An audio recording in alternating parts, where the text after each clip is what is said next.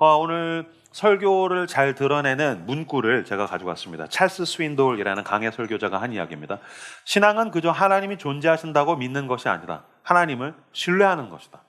뭐 하나님 존재하시겠지, 그분이 천지를 창조했겠지, 그건 믿음이 아니란 겁니다. 그분에 대해서 실제적으로 신뢰하는 것, 그분의 존재와 그분의 약속을 신뢰하는 것이 믿음이라는 뜻입니다. 복습을 좀 해볼까요? 아브라함은 창세기 12장에 되면은 아브라함을 하나님께서 불러내십니다. 너는 본토 친척 아비집을 떠나라 라고 해서 불러내십니다. 그래서 기도하고 제단을 쌓으면서 미지의 세계를 향해서 그 인도하심을 따라가게 됩니다. 그런 가운데 창세기 12장 9절에 가면 남방으로 옮겨가더니 라는 구절이 나옵니다.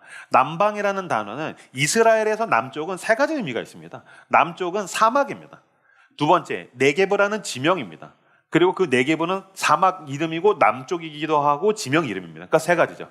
그러니까 사막, 지명 이름, 그리고 남쪽. 그래서 네게브, 거기 갔는데 유목민인데 양이란 염소를 먹여야 되는데 사막이에요. 광야예요. 먹고 살 수가 없는 거죠. 그러니까 하나님의 인도하심이 너무 척박한 땅으로 인도했습니다.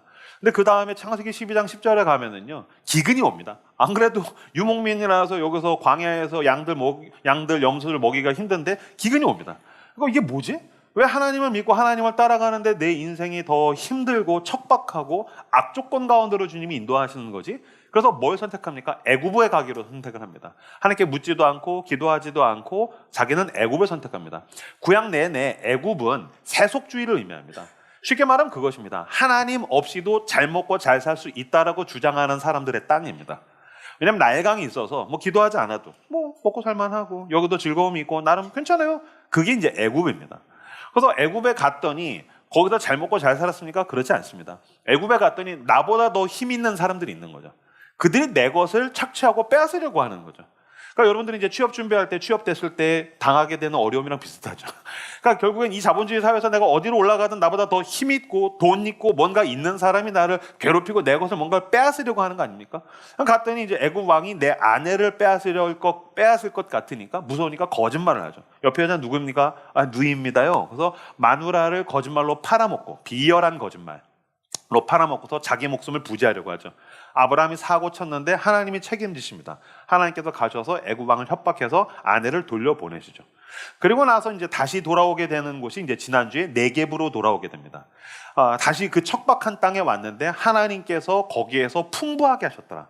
그러니까 아브라함에게 말씀하신 거죠. 너 누구 믿냐? 너 애굽 믿냐? 세상 믿냐? 왜 나를 못 믿냐? 나는 사막에 강을 내고 광야에 길을 내는, 나는 모든 걸 무에서 유로 창조한 하나님이다. 그래서 하나님이 네겝에서 놀라운 은혜를 베푸셔서 거기서 풍요로워집니다. 제가 지난주에 이제 말씀드렸는데 은혜라는 것은 혜택이 아닙니다. 메시지입니다. 그러니까 여러분들이 돈이 생겼을 때 와 보너스가 들어와서 은혜야. 야 인간관계 잘 풀렸어. 연애를 시작해서 은혜야. 내가 뭔가 원하던 게 해결됐어. 은혜야. 라고 얘기하는데 그건 혜택이고 메시지는 무엇입니까? 하나님이 나를 보호하신다는 것입니다. 하나님이 나를 지키신다는 것입니다. 하나님께서 나의 책임지시는 공급자가 되신다. 이 메시지를 잡는 게 더 중요합니다. 그래서 아브라함이 그 메시지를 알아들었습니다. 하나님께서 아무리 척박해도 살리시는 것은 하나님이구나. 근데 거기서 풍요로워졌더니 아까는 너무 궁핍해서 시험이 왔는데 지난주에는 풍요로워서 시험이 오죠. 왜냐하면 너무 풍요로워지니까 롯과 함께 이제 갈등이 생기는 겁니다. 그래서 아브라함이 그 유명한 명대사 너는 좌하고 나는 네가 좌하면 내가 우하고 네가 우하면 내가 좌하리라. 그래서 롯은 눈에 보이는 좋아 보이는 땅, 그래서 소돔과 고모라, 요단 동쪽으로 해서 소돔과 고모라를 가게 되고 아브라함이 혼자 남겨졌다. 여기부터 이제 오늘 우리가 살펴보게 될 겁니다. 복습이 기네요. 죄송합니다. 제가 이 복습을 짧게 한번 해보도록 하겠습니다. 오케이, 다음부터는 제가 복습을 짧게 하겠습니다. 오늘은 우리가 하나님 뜻대로 살 때에 우리 인생 가운데에 어떤 헛헛하고 손해보는 일들이 있죠. 하나님 뜻대로 살아갈 때에 하나님께서 우리에게 주시는 위로, 응원, 격려에 대해서 하나님 뜻대로 살아갈 때 우리에게 하나님께서 베풀어 주시는 응원과 위로와 격려에 대해서 함께 말씀을 나눠보기를 원합니다. 지난주에 제가 영화를 하나 봤습니다. 넷플릭스에서 이병헌 씨 주연의 그 승부를 봤습니다. 승부를 봤습니다. 승부 보신 분 계신가요? 손 한 번. 네네네. 내려주시고. 안 보신 분 손 들어주십시오. 안 보신 분. 네네, 내려주십시오. 지금껏 안 본 건 볼 생각이 없다는 거지 않습니까? 그러니까 뭐 아시겠지만 제가 설교하면 다 스포가 있지 않습니까? 그러니까 제 설교를 들으면 뭐 그냥 본 거라고 생각하시면 됩니다. 그래서 나도 그냥 의식이 흐름대로 편하게 얘기할 테니까 뭐 따지려면 알아서 따지시고요. 이 승부라는 영화는 그 바둑에 대한 영화예요. 이 바둑의 전설적인 바둑 기사인 조훈현 씨, 전관왕이라고 한다네요. 1년 내내 모든 걸 다 우승했대요.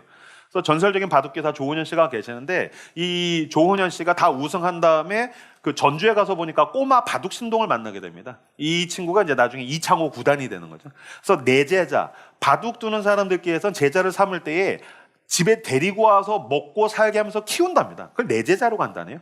그래서 이창호 씨를 내 제자로 세웁니다. 그래서 어린아이였던 아이가 한 10여 년이 지나서 청소년이 된 거죠. 혹독하게 가르칩니다. 정말 거의 막 궁지 끝에 몰아넣을 정도로 혹독하게 가르칩니다. 안 그래도 똑똑한데 바둑의 천재가 됩니다, 이창호 씨가. 그래서 뭐 저도 좀 조사해 보니까 역사상 가장 위대한 바둑 기사가 사실은 이창호 씨를 꼽는다고 한대요. 어쨌든 이 큽니다. 그래서 첫 프로 바둑 기사 데뷔전에 이 이창호 씨가 청소년이라서 나갑니다. 나가서 얘가 뭐 얼마나 하려나, 근데 이기고 적수들을 꺾어서 결국에는 결승전까지 오게 됩니다. 근데 결승전의 챔피언이 누구냐면 조훈현 씨입니다. 그래서 스승과 제자가 붙게 되는 겁니다. 스승과 제자가 붙었는데 놀랍게도 누가 이기냐면 이창호 구단이 이기게 됩니다. 이게 스포예요. 그럼 이제 다 본 겁니다. 근데 이거 뭐 상관없어. 원래 어차피 이거 실화라서 다 알고 있는 내용이에요. 근데 진짜 재밌는 건 저도 몰랐는데 집에서 둘이 같이 출발해요.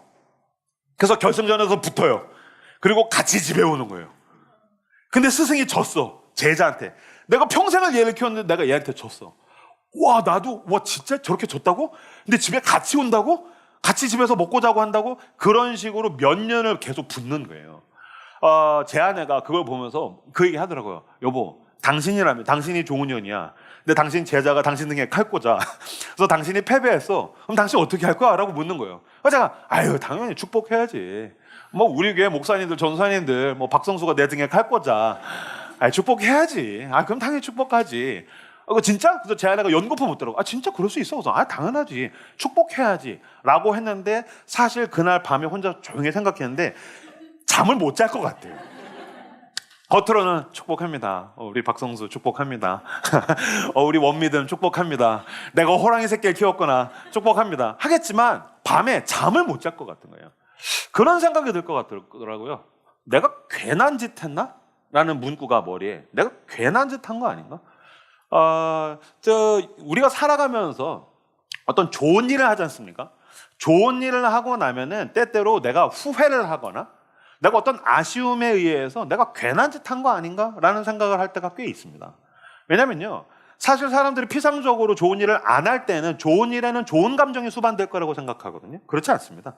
좋은 일에는 꽤 후회와 상실감이 따라오게 됩니다. 왜 그런지 아십니까? 우리가 이야기하는 좋은 일, 또 성경이 우리에게 요구하는 선하고 의롭고 좋은 일은 나에게 좋은 일이 아니라 남 좋은 일이기 때문입니다. 그래서 좋은 일을 하고 나면 내가 괜한 짓 한 거 아닌가? 그러니까 좋은 일을 할 때 내가 잃어버리게 되는 것들, 상실하게 되는 것들 때문에 내가 괜한 짓 한 것 같아 라는 후회가 생길 때가 있다는 것입니다. 그래서 좋은 일을 하고 나면요, 남는 게 별로 없다고 느낍니다.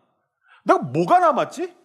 라는, 남은 건 없고 얻은 건 없는 것 같은데 잃어버린 것은 너무 선명하게 떠오릅니다. 그래서 후회하게 되는 겁니다. 그래서 괜한 짓 한 거라는 느낌을 받게 되는 겁니다. 예를 들어 볼까요? 누군가를 용서해요. 용서해 보신 적 있으세요? 진짜 죽을 것 같이 힘듭니다. 용서가 안 됩니다. 기껏 용서하겠습니다. 그러면 내가 괜한 짓 한 거 아닌가? 우리가 원하는 건 뭐죠? 복수죠. 우리는 용서를 원하지 않습니다. 우리는 복수를 원합니다. 복수가 통쾌하거든요. 그러니까 내가 용서하려고 하면 내가 괜한 짓 한 거 아닌가? 인내해 보셨습니까? 참아 보셨습니까? 괜한 짓 한 거 아닌가? 인내하려고 하면 너무너무 후회가 됩니다. 우리가 원하는 건 뭡니까? 그 사람을 짓밟는 겁니다. 화내는 겁니다. 왜 우리가 그게 안 되지 않습니까? 인내, 이런 거, 용서가 안 되는 게 뭐냐면 우리는 마침표를 내가 찍기를 원해요. 근데 이 자식이 찍는단 말이죠. 그럼 내가 그거 참아요? 인내해요? 넘어가요? 아니요. 야, 내가 이런 말까지 안 하려고 그랬는데 야, 내가 참다가 야, 그런데 야, 나도 하면서 각자가 서로 계속 마침표를 찍기 위해서 전쟁이 일어나는 겁니다. 인내할 수 있습니까? 우리 못 참습니다. 넘어가는 게 안 됩니다. 사랑하려고 하면은, 내가 헌신하려고 하면은, 희생하려고 하면은 우리는 계속해서 내가 잃어버린 것은 선명한데 얻는 게 없는 것 같아서 내가 괜한 짓 한 거 아닌가? 이런 후회 감정들이 오게 되더란 겁니다. 더 구체적으로 보면요, 여러분들 살아가면서 겪게 되는 여러분들이 원했던 일마저도 그렇습니다. 모든 좋은 거는요, 그 직전까지가 제일 좋습니다. 막상 그 자리에 가게 되면 후회만 옵니다. 여기 이제 취업 준비생들 많죠. 취업하고 싶어요. 취업하면 괜한 짓 한 거 아닌가? 내가 괜히 와서 이 또라이 팀장한테 시달리는 거 아닌가? 내가 괜히 여기서 내가 자존심 짓밟히면서 내가 돈을 벌고 있는 거 아닌가? 마찬가지입니다. 여기 뭐 연애하면서 이제 결혼 준비하시는 분들, 결혼 준비하면서 결혼을 상상할 때가 제일 좋습니다. 결혼하고 나면 괜한 짓 한 거 아닌가? 내가 왜 내 마음대로 친구들도 못 만나고, 내가 괜히 돈 벌어서 이 사람이랑 나눠 쓰고, 내가 괜히 이 사람한테 자존심 상하고, 내가 이거 괜한 짓 한 거 아닌가? 애 낳아 보십시오. 막 애 갖고 싶어요 그러다가 애 낳으면 이 괜한 짓 한 거 아닌가? 그죠? 교회도 여러분, 여기서 지금 그냥 예배만 드리고 이렇게 쓱 가시는 분들 있죠? 어떤 면에서는 거기가 제일 좋습니다. 근데 괜히 은혜 받아가지고 제가 진짜 진정한 그리스도인이 되겠습니다. 공동체 들어가서 막 아까 몽골 선교 영상을 너무 잘 만들었어요. 그러니까 이제 또 이런 거 속아가지고 네팔 선교 신청한단 말이죠. 그럼 괜히 막 100여만 원 내놓고 내가 괜한 짓 한 거 아닌가? 잃어버린 건 선명한데 내가 얻은 게 뭐지? 그러니까 여러분, 하나님께서 우리에게 요구하시는 선한 일, 의로운 일, 좋은 일은 믿음을 가지고 내가 적극적으로 해석을 할 때 얻게 되는 것들입니다. 근데 본능적으로 떠오르는 것들은 우리는 다 죄인이라서 물질적인 거, 피상적인 거, 쾌락 이런 것만 좋아하지, 막 뭐 그런 거 좋은 일 하려고 잃어버리면 후회 감정들이 더 많이 들게 되더라는 것입니다. 그러면서 죄인이라는 말의 뜻은 하나님께서 원하시는 삶을 우리는 사실 좋아하지 않는다라는 뜻입니다. 우리는 모두 죄인입니다. 무슨 뜻입니까? 하나님 뜻대로 살려고 할 때 우리는 잃어버리는 것만 보입니다. 상실한 것만 보입니다. 우리가 믿음을 가지고서 하나님께 기도하고 몸부림쳐야지, 이게 하나님께서 나에게 원하셨던 거구나 라는 거를 은혜를 받아야지 겨우 느끼게 되는 존재, 그 사람이 바로 죄인이라는 것입니다. 그렇기 때문에 하나님께서 원하시는 삶을 살기를 원한다면 여러분들은 일상 가운데에서 이 질문을 계속적으로 던져야 됩니다. 이것이 하나님과의 관계에 어떤 영향을 끼치는가? 뭔가를 선택할 때 뭔가를 해야 되나 말아야 되나, 내 시간과 내 재능과 내 삶을 가지고서 내가 뭔가를 선택할 때 나는 하나님이 원하시는 좋은 삶을 살고 싶어, 좋은 일을 하고 싶어, 의로운 일을 하고 싶어, 난 진짜 하나님께서 계획하신 그 길들을 따라가고 싶어. 그러면 여러분들은 매일 가운데 순간마다 이게 과연 내가 하나님과의 관계에 어떤 영향을 끼치지?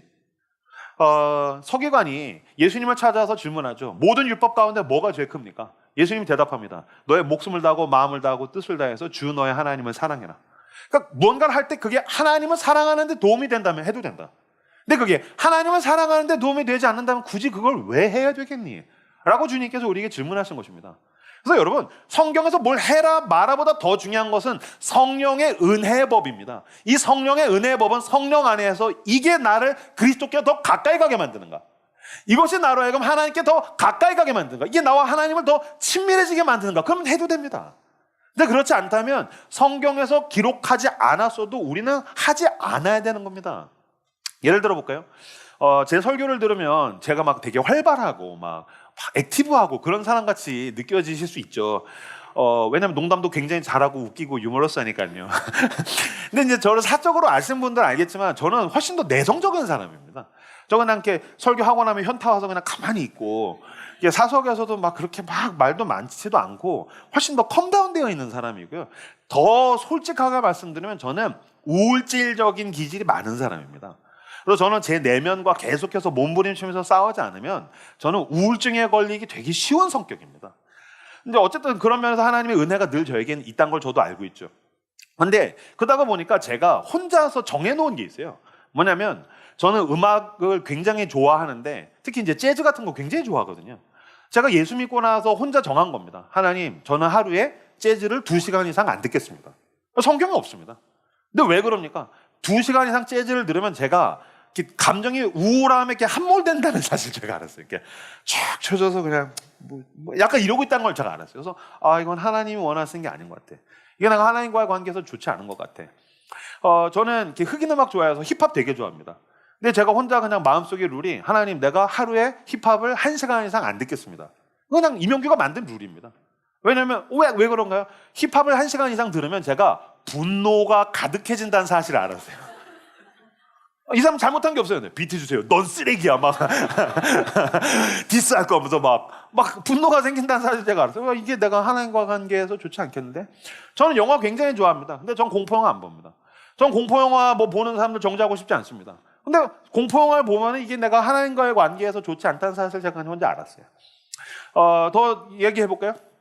이렇게 얘기하면 미치는 사람 같은데 저는 로또를 하지 않습니다. 왜 안 하나요? 될까봐 무서워서 안 합니다. 또 이렇게 얘기하면 목사님 되면 저 주세요라는 놈들이 있겠죠. 화 있을진저. 근데 순식간에 저한테 20억, 30억의 돈이 생기면 내가 하나님 나라를 위해서 열심히 충성할 수 있을까? 이게 필요하면 그냥 어떤 방식으로든 하나님이 나한테 주시지 않을까? 라는 믿음이 저한테는 있거든요. 근데 굳이 했다가 그게 되면 나는 이게 엄청난 큰 돈이니까 이건 하나님의 은혜라고 덥석 물었다가 내 영혼이 파괴될 것 같고 내가 추구하고 있는 하나님의 나라를 향한 사역들이 파괴될 것 같아서 저는 하지 않습니다. 그러니까 여러분들도 다 하지 말란 것이 아닙니다. 과연 그것이 하나님과의 관계에서 어떤 영향을 끼치고 있는가? 우린 그것을 세밀하게 섬세하게 살펴보고 이건 아닌 것 같아. 그러면은 놔야 됩니다. 이건 하나님이 원하신 것 같아. 이건 하나님과의 관계에서 유익이 있는 것 같아. 그러면 선택하여야 된다는 겁니다. 지금 아브라함이 어떻게 했습니까? 롯에게 네가 좌하면 내가 우하고 네가 우하면 내가 좌하리라. 그랬더니 롯은 덥석 자격이 있는 이득을 선택하죠. 아브라함은 양보합니다. 왜 그랬을까요? 사실 아브라함은 그 네게보라는 척박한 땅에서 풍요로움을 경험한 다음에 알았습니다. 나를 풍요롭게 하시는 분, 아무 뒤탈이 없는 부작용이 없는 가장 좋은 선물을 주시는 분은 하나님이시구나. 이게 과연 하나님과의 관계에 어떤 영향을 끼치는가? 그래서 아브라함이 그걸 선택했다는 것입니다. 아브라함이 그 선택을 한 다음에 어떤 일들이 일어납니까? 자, 14절에서 17절 화면을 보시고 같이 읽도록 하겠습니다. 읽겠습니다. 시작.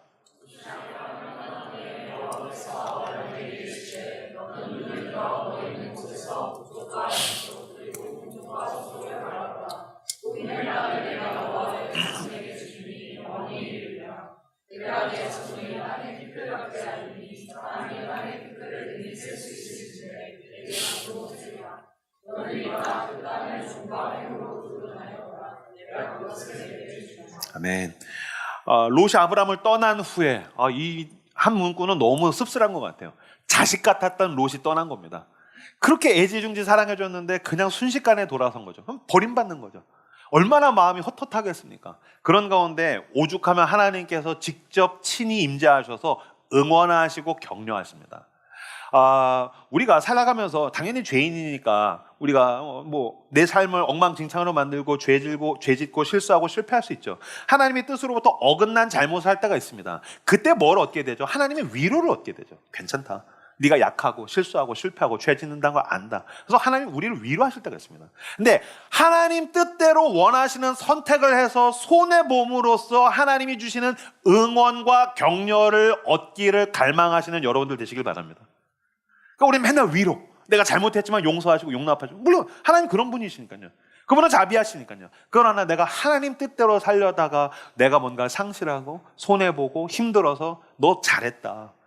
그래도 네가 내 뜻대로 살려고 몸부림치는 건 내가 안다. 그래서 하나님이 응원해 주시고 격려하시는 일들을 열망하는 저 여러분들 되시길 바랍니다. 아브라함이 그래서 하나님의 응원과 격려를 듣는 거죠. 눈을 들어 봐라. 동서남북을 봐라. 그리고서 연달아 2번 나오는 단어가 있습니다. 내가 너에게 그것을 주리니 내가 그것을 너에게 주리라. 넌 지금 너가 잃어버린 롯과 그 풍성해 보이는 땅을 너는 잃어버렸지. 근데 봐라, 내가 이 모든 땅을 너에게 주리니 주리라. 근데 여러분, 준 건 아닙니다. 주리니 주리라. 미래형으로 뭘 하신 거죠? 약속을 주셨지만 실제적으로 그 손에다가 주신 것은 아닙니다. 그러다가 보니까 줄라면 지금 내 주머니에 줘야지. 실제로 지금 만져지는 걸 줘야지. 약속 주는 게 뭐야? 난 잃어버린 건 실제인데 그래놓고 약속을 주는 거는 이건 그냥 손해본 거 아닌가라는 생각을 하게 됩니다. 아닙니다. 실제로 손해를 보더라도 약속을 얻은 게 훨씬 더 큰 유익입니다. 그리고 여러분, 실제로 여러분들이 실제로 손해를 보더라도 약속을 얻는 게 나에게 훨씬 더 큰 이득이고 유익이라는 걸 우리 모두 이 자본주의 사회에서 알고 있습니다. 에? 알고 있다고요? 그럼요. 여러분, 자 생각해 보세요. 1,000만 원이 생겼어요. 1억이 생겼어요. 그걸 실물로 집에다가 가지고 있는 사람 있습니까? 뭐 쌀로 바꿔가지고 창고에다 놓는다든지, 아니면 뭐 물건 뭐 금은 보화로 바꿔가지고 해야든지, 아니면 뭐 이렇게 그 뭐라 그래, 금고에다가 그걸 실물로 넣어놓은 사람 있어요? 아니죠. 돈 생기면 다 뭐 합니까? 저금하잖아요. 저축하잖아요. 금융회사에다가 맡긴다고요. 그럼 뭐가 남죠? 여러분 핸드폰 그 은행 계좌 어플에서 숫자가 나오죠. 그걸 감각할 수 있습니까? 아닙니다. 뭐 하는 겁니까? 크레딧, 믿는 겁니다. 그래서 자본주의 사회는 모든 게 신용, 신뢰, 믿음 위에 서 있는 것입니다. 근데 그냥 그 숫자가 올라가면 되게 안심합니다. 내가 굉장히 가능성이 있다라고 평안해합니다. 그 숫자가 떨어지면 굉장히 괴로워합니다. 왜냐하면 이게 나를 보호해 줄 수 없을 거라고 생각하고 지금 믿는 겁니다. 그러니까 당신은 지금 그 금융회사를 믿는 겁니다. 물론 이제 그 회사들은 워낙에 큰 회사들이니까 그렇지만, 만약에 국민은행, 기업은행, 그런 은행이 도산할 수도 있는 거잖아요. 국가적으로도 부도가 날 수 있으니까요. 그런데 우리는 그 금융사를 믿음으로 안심합니다. 그래서 실물을 잃어버리고 우리는 그 믿음을 붙드는 겁니다. 또 하나 예를 들어 드릴까요? 만약에 여러분들이 집을 살고 있는데 집이 20년, 30년, 40년 넘어갔어요. 그래서 낡은 집이에요. 아, 우리 집 너무 낡았는데? 에어컨도 너무 낡고. 근데 너무 낡았어요. 그러면 뭐 합니까? 재건축을 할 수 있죠. 뭐 포스코, 더샵에서, 아니면 삼성 레미안에서, 여기 40년 넘은 집이니까, 너무 오래된 빌라니까 여기다가 엄청 멋진 아파트 새로 지어드리겠습니다. 싫어요. 나는 싫어요. 누가 싫다고 하겠습니까? 모두 다 좋다고 할 겁니다. 근데 그걸 좋다고 재건축의 승인을 오케이 하면 나는 우선 그 집에서 나가야 됩니다. 그래서 나는 그 집보다 더 후진 집에서 살아야 됩니다. 근데 그거보다 더 후진 집에서 살더라도 우리는 뭘 믿는 거죠? 포스코 더샵을 믿는 겁니다. 내가 이 건설사를 지금 믿는 겁니다. 무슨 말인지 아시겠습니까? 포스코 더샵에서, 삼성 레미안에서 내가 너에게 새 집을 주리니, 내가 너에게 아파트를 주리라, 아멘, 믿는 겁니다. 그 믿음으로 난 더 좋은 집에 갈 수 있어. 거기서 우리는 즐거워하고 내가 복받았다고 횡재했다고 생각하고 사는 것입니다.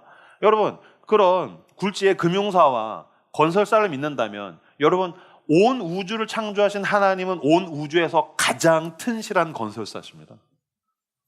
하나님, 여러분, 온 우주에서 가장 신실한 금융사이십니다.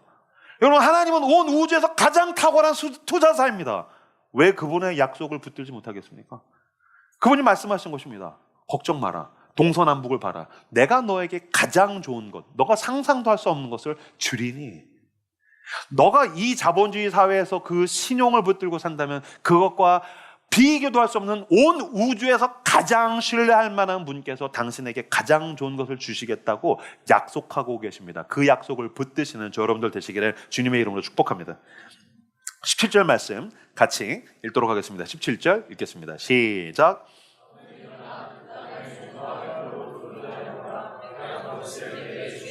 아멘. 하나님께서 약속하십니다. 내가 너에게 주리라. 걱정하지 말아라. 동서남북을 봐라. 너가 상상도 할 수 없는 엄청난 것을 줄 것이다 라고 이야기하십니다.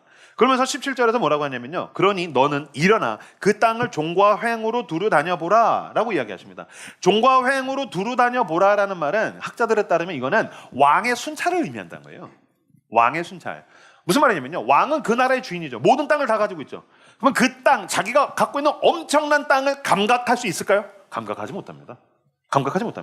그 감각할 수 있다는 건 거짓말입니다. 여러분, SNS 하시죠? 그러면 인스타그램에 따봉이 눌리지 않습니까? 그러면 저도 보면은 50개까지는 봅니다. 200개 넘어가면 보지도 못합니다. 이거 누가 눌렀는지 어떻게 봅니까? 500개 넘어가면, 좋아요 500개씩 못 받아보셨나 봐요. 500개 넘어가면 이거 감각하지 못합니다. 그냥 500개야 라고 생각하는 겁니다. 무슨 말이냐면요, 그럼 감각하지 못합니다. 왕이 순찰을 왜 합니까? 여기까지가 내 땅이야 라고 그냥 확인하면서 신뢰하는 겁니다.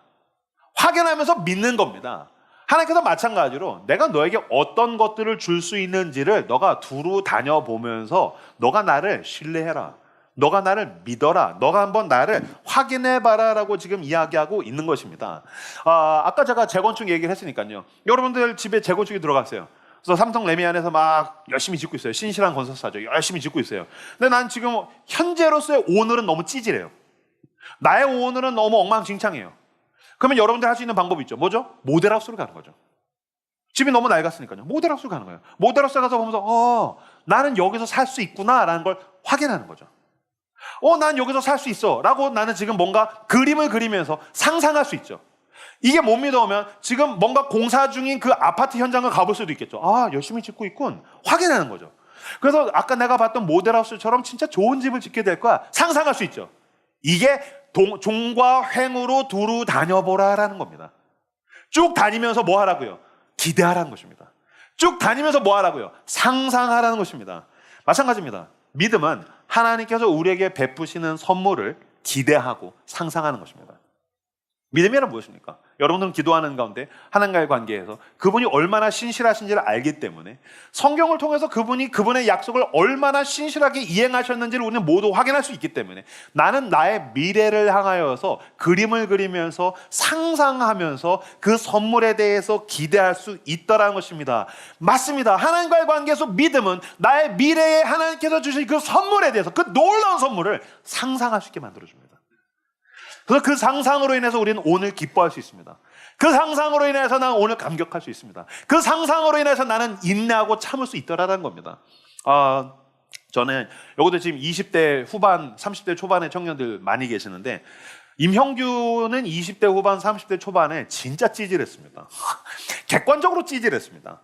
얼마나 찌질했냐면은 그냥 뭐 학원에서 뭐 알바를 하거나 아니면 나중에 교회에서 청소년 사역한다고 몇십만 원 주면은 그거 가지고서 애들 중고등 애들 학교 끝나면은 그때 청소년 사역했기 때문에 애들 불러다가 떡볶이 먹고 낄낄거리고 20대 후반인데 30대 초반인데 중딩이랑 라면 먹으면서 낄낄거리고 야 편의점 라면 먹으러 가자. 아이 쌤 왜 맨날 라면만 먹어요? 뭐 먹고 싶은데 돼지갈비요. 지옥 가고 싶냐? 막 그래서 돼지갈비 먹고 지옥 가고 싶어? 라면 먹어야지. 3,000원 이하로 골라. 막 라면 먹고 그때 운전면허도 없고 여자친구 없는 지 한 6년 넘어가고 내가 봐도 너무너무 찌질한 거예요.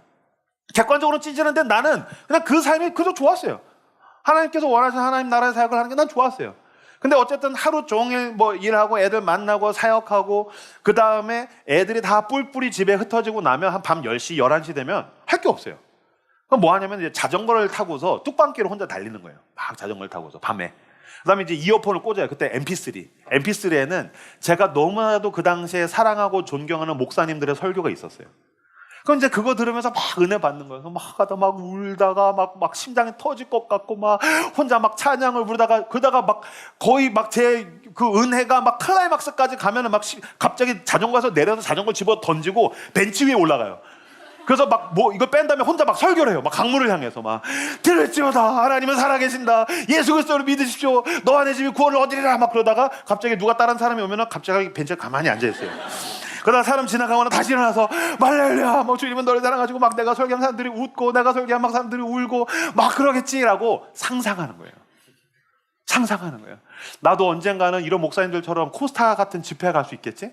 나도 언젠가는 이런 분들처럼 내가 설교하면 수많은 사람들이 은혜를 받고 감동을 받고 막 그런 날이 나한테도 올 수 있겠지? 막 여기저기서 목사님 우리 교회 와서 한번 설교해 주세요. 그런 날이 나한테도 올 수 있겠지?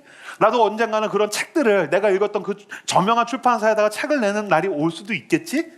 상상하는 거예요. 그리는 거예요. 그러면 나의 오늘은 너무 찌질한데도 그 상상을 하면 그치 하나님께서 그렇게 해주실 거야. 근데 현실은 어떻죠? 그냥 뚝방길에서 벤치 위에서 혼자 소리를 지르는 이상한 남자인 거죠. 근데 저는 믿습니다. 그때마다 하나님께서 저한테 말씀하신 거예요. 형규야, 종과 횡으로 두루 다녀보라. 동서남북을 봐라. 내가 이 모든 것을 너에게 주리니 내가 너에게 너가 상상하고 기대하는 그 모든 것을 너에게 주리라. 아멘. 저는 하나님과의 관계에서 상상하고 그 선물을 기대함으로 하루하루를 감격하고 놀라하면서 지나갈 수 있었다는 것입니다. 이것은 당신이 소원하는 모든 게 이루어진다라는 이야기가 아닙니다. 하나님의 약속을 믿는다라는 것은 그 기대를 동반한다는 것입니다. 우리는 하나님의 약속을 믿기에 우리는 오늘 기대하고 상상하고 즐거워할 수 있다는 겁니다. 우리는 찌질한 현실 가운데서 우리는 좌절감 가운데 지배당하지 않습니다. 전 저희 딸과의 관계를 보면서도 느낍니다. 우리 딸이 마트에 갑니다. 아빠 나중에 나 이것도 사주고 저것도 사주고 저것도 사주고 저것도 사주고 저것도 사주고 이것도 사주고 이것도 사줘. 그럼 전 얘기합니다. 다 사줄게. 그럼 얘는 아싸 하고 집에 옵니다. 아빠는 거짓말쟁이야. 아빠는 가난뱅이지. 그러지 않습니다. 우리 아빠는 다 사줄 거야. 우리 아빠는 신실하거든. 우리 아빠는 날 사랑하거든. 우리 아빠는 헌신적이거든. 임형규는 아버지로서 하나님만큼 그 자녀를 사랑하지도 못하고 이명규는 아버지로서 하나님만큼 전능하지도 못하지만 나는 우리 딸들에게 약속합니다. 하물며 하나님께서 우리에게 약속하신 것을 왜 베풀어 주시지 않겠습니까? 그가 당신을 위해서 선물을 준비하고 계시고 하나님께서 당신에게 내가 너에게 가장 좋은 것을 주리니 너가 상상도 할 수 없는 것을 주리라고 약속하십니다. 그 약속을 붙들고 기대하며 상상하며 감격하며 살아가시는 여러분들 되시길 주님의 이름으로 축복합니다. 저는 지금도 상상합니다. 라이트하우스 서울숲을 통해서 수많은 이 서울 수도권에 있는 사람들이 주님께로 몰려드는 것입니다. 막 죽을 것 같은 표정으로 왔다가 막 회복되고 살아나고, 그건 이명규 목사만 사역하는 것이 아니라 여러분들이 이명규가 성경을 가르치듯이 여러분들도 그 사람에게 받은 은혜를 나누어주고 자기의 돈과 시간으로 그 사람을 사랑하고 섬겨주고 성경을 가르쳤더니 그 사람, 그 누군가가 당신의 손을 잡고 고맙다고, 당신 덕분에 예수님의 사랑을 알게 됐다고, 당신 덕분에 살고 싶어졌다고, 당신 덕분에 내 안에 있는 그 헛헛하고 공허함이 충만해졌다라는 이야기를 듣는 날들이 오는 것, 전 그것을 상상합니다. 그러면서 저는 기도합니다. 여러분들은 무엇을 상상하고 있습니까? 여러분 가운데 혹시 제가 이런 얘기했더니 말도 안 돼, 그거는 저 사람이 잘 풀렸으니까 하는 거지, 아니면 내 스스로 어떤 미래를 향해서 상상을 할 때 내 속에서 회의적인 질문이 이야기할 것입니다. 요새 같은 시대에 그게 되겠냐?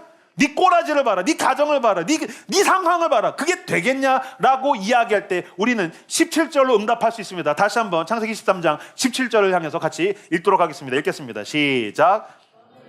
그 땅을 은과 횡으로 두루 다녀보라. 내가 그것을 내게 주리라. 내가 뭔가 상상할 때, 내가 기대할 때 말도 안 되는 소리 하고 있어. 요새 같은 시대에 네 꼬라지를 봐라, 그게 되겠냐? 하나님께서 말씀하십니다. 너는 일어나 그 땅을 종과 횡으로 두루 다녀보라. 내가 그것을 너에게 주리라. 나를 믿지 못하더라도 하나님을 믿으십시오. 그러므로 우리는 상상할 수 있습니다. 하나님께서 이루실 일들을 상상하십시오. 제가 몇 가지 문구를 갖고 왔습니다. 사랑하는 우리 가족이 모두 회심하게 될 것이다. 상상하십시오. 포기하지 마십시오. 하나님께서 나를 소명대로 사용하실 거야. 나는 너무 부족하고 모자라지만 하나님께서 나를 그 소명대로 사용하실 거야. 나는 질병에서 나음을 얻고 건강해질 거야. 나는 내면과 영혼의 평안을 얻고 충만해질 거야. 나는 은밀하게 쌓아왔던 모든 죄와 결별하게 될 거야. 나는 더 책임감 있고 성실한 삶을 꾸려갈 거야. 나는 더 선한 영향력을 흘려보내는 삶을 살게 될 거야. 나를 통해서 하나님의 영광이 드러나게 될 거야. 이 하나님께서 당신에게 베풀 선물을 기대하십시오. 상상하십시오. 이건 제가 여러분들을 위해서 기도하고 있는 것이지만 여러분들의 삶 가운데 있는 그 구체적인 정황을 놓고 실제적으로 선언하며 상상하며 기대하십시오. 하나님께서 놀라운 선물을 저 여러분들에게 베풀어 주실 줄로 믿습니다. 하나님께서 시리에 빠져있는 아브라함한테 야, 너 이렇게 나를 못 믿냐? 이 새끼 믿음이 없어가지고 그렇게 하지 않으십니다. 하나님이 아브라함에게 정확하게 눈높이를 맞추신다는 걸 볼 수 있습니다. 왜냐하면 아브라함이 지금 뭘 잃었죠? 그 조카가 좋은 땅을 선택했기 때문에 좋은 땅을 잃었죠. 그 다음에 롯은 아브라함에겐 아들이었습니다. 그러니까 자손을 잃었죠. 그러니까 두 가지를 잃은 겁니다. 하나님께서 너 이렇게 믿음이 없어, 왜 나를 신뢰를 못해? 라고 하지 않으시고 땅과 자손을 잃은 것 같은 느낌을 받고 있는 아브라함에게 내가 너에게 동서남북 땅을 줄게. 그리고 내가 너에게 자손을 줄게. 지금 이 두 가지를 눈높이를 맞춰서 지금 말씀하고 계시는 것입니다. 하나님께서 내가 너에게 자손을 줄게, 땅을 줄게 라고 이야기하셨더니 아브라함이 뭐라고 응답합니까? 18절 말씀 같이 화면을 보고 읽도록 하겠습니다. 읽겠습니다. 시작. 이에 아브라함이 장막을 옮겨 헤브론에 있는 마므레 상수리 수풀에 이르러 거주하며 거기서 여호와를 위하여 제단을 쌓았더라. 아멘. 하나님께서 말씀하십니다. 모든 땅 다 줄게. 엄청난 자손을 줄게. 상상해봐. 그랬더니 아브라함이 그 말귀를 알아들었습니다. 뭐라고 하냐면 이에 아브라함이 장막을 옮겨 헤브론에 있는 마므레 상수리 수풀에 이르러 거주하며 거기서 여호와를 위하여 제단을 쌓았더라. 이건 이상합니다. 왜냐하면 내가 너한테 땅을 다 줄게. 종과 횡으로 다녀봐. 그럼 뭐 어떻게 됩니까? 미친 듯이 다녀야 되는 거잖아요. 저는 이 부분 묵상하는데 떠오르는 게 그 톨스토이의 사람은 무엇으로 사는가라는 단편집에 있는 이야기. 어떤 농부가 땅이 필요해서 어떤 마을에 갔더니 촌장이 막 작대기를 주면서 이거를 해질 때까지 꽂고서 돌아오면 거기까지가 당신의 모든 땅입니다.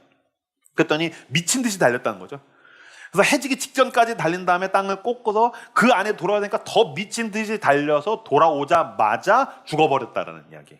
근데 이게 사실은 인도에 있는 그 힌두교 설화랑 너무 유사하답니다. 인도에 있는 힌두교 설화에서는 작대기랑 깃발을 줬대요. 그래서 가가지고서 작대기를 꽂고 깃발을 들고 미친 듯이 와서 쓰러져 죽으면서 그 깃발을 저기다 던지면서 저기까지 하고 죽었다는 거예요. 인간의 욕망이라는 게 지금 지가 자빠져 죽는데 던지면서 저기까지, 그리고 꼴까닥. 저기까지는 개뿔 그냥 자기 죽는 그 묘지만 생기는 겁니다. 그럼 사실은 하나님께서 아브라함한테 야, 너가 다니는 모든 땅을 다 줄게. 그럼 아브라함도 미친 듯이 뛰어야 되는 거 아닙니까? 동서남북으로. 저기까지 막 그러면서 뛰어야 되는 거지 않습니까? 너 어디로 갔다고요? 아브라함이 장막으로 옮겨 헤브론. 헤브론이라는 단어의 원어는 뭐냐면요, 교제, 연합이라는 뜻입니다. 연합. 누구와의 연합이겠습니까? 하나님과의 연합이죠. 마므레 상수리 숲을. 상수리 숲을은 경건하고 영성 있는 자리입니다. 그래서 원래 이방 종교가 예배드리던 자리입니다. 가장 영적인 것에 가서 거주하며 거기서 여호와를 위해서 제단을 쌓았더라. 근데 마므레라고 되어 있지 않습니까? 마므레는 무슨 뜻이냐면요, 활력 있다, 채찍질하다, 몸부림치다입니다. 저는 아까 제가 말씀드렸다시피 영화 그 승부, 두 최고수의 그 술을 두면서 대화를 하는 영화를 봐서 그런지 이 하나님과 아브라함의 이 대화가 어떤 두 고수의 대화를 엿듣는 것 같은 느낌이 있더라고요. 하나님 아브라함한테 술을 주시면서 얘기한 거죠. 너 다 다녀. 다 줄게. 상상해봐. 너가 상상도 할 수 없는 선물을 다 줄게. 그랬더니 아브라함이 아싸! 하고서 막 뛰어다닙니까? 어떤 술을 줍니까? 너무 멋진 술을 주죠. 예, 하나님. 제가 원하는 것은 헤브론, 당신과 연합하는 것입니다. 마므레, 나는 모든 생명력을 다해서 나를 채찍질해서 몸부림치며 나는 당신께 제단을 쌓기를 원합니다. 지금 아브라함이 뭘 달라고 한 겁니까? 하나님을 주십시오. 하나님을 주십시오. 예, 하나님은 나한테 동서남북 모든 것을 다 주신다는 걸 제가 알겠습니다. 그러니 나는 그것 말고, 하나님이 주시는 것 말고 하나님을 나에게 주십시오 라고 아브라함이 요구하고 있다는 것입니다. 이것이 바로 아브라함이 가지고 있는 멋진 선택인 겁니다. 저는 이 부분을 보는데 지난주에 제가 살펴보았던 그 본문, 복음에 대한 본문이 또 떠올랐습니다. 마태복음 4장 8절에서 10절 말씀 제가 읽어드리겠습니다.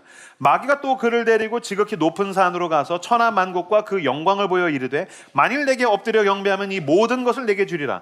이에 예수께서 말씀하시되 사탄아 물러가라. 기록되었으되 주 너의 하나님께 경배하고 다만 그를 섬기라 하였느니라. 내가 너에게 동서남북 모든 걸 다 줄게. 라는 제안은 하나님만 하신 게 아닙니다. 마귀가, 사탄이 예수님께도 했습니다. 예수님을 데리고서 높은 산에 올려다 놓고 천하만국과 모든 영광을 다 너에게 줄게.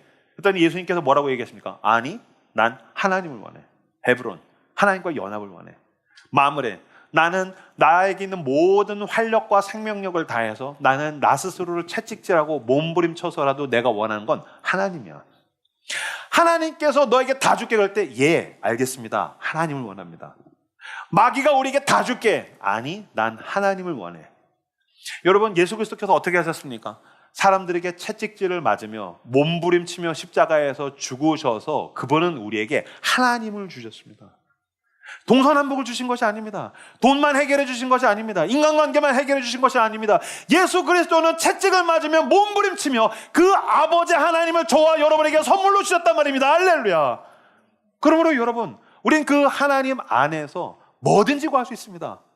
예수 그리스도의 십자가의 은혜로 나는 뭐든지 구할 수 있습니다. 왜 그렇습니까? 그 모든 선물에 대한 비용을 그리스도께서 다 치르셨기 때문입니다. 그러나 만약에 예수님께서, 하나님께서 또는 마귀가 나한테 임영규 너가 원하는 걸 다 줄게, 하나님이 말씀하시든 사탄이 나에게 이야기하든 나는 똑같이 대답할 것입니다. 예 또는 아니요. 나는 하나님을 원합니다. 그분만이 나를 살게 하시고 그분만이 나를 인도하시고 그분만이 나를 보호하시고 지키시는 분이시기 때문입니다. 나의 생명이 하나님께 있습니다. 가장 좋은 것을 선택하십시오. 선물이 아니라 선물을 주는 아버지를 선택하시는 여러분들 되시기를 주님의 이름으로 축복합니다.